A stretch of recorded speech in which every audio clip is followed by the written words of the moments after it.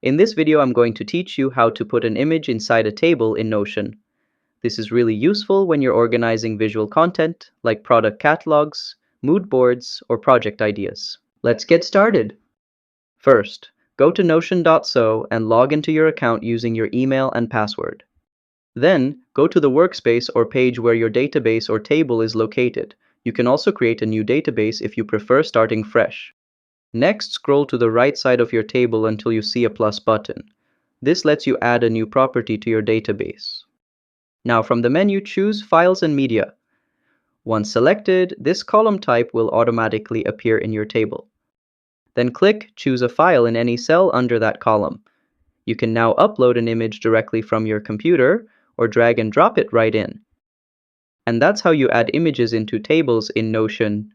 If this was helpful, hit that like button and subscribe to How to Tutor for more easy tutorials just like this. See you next time!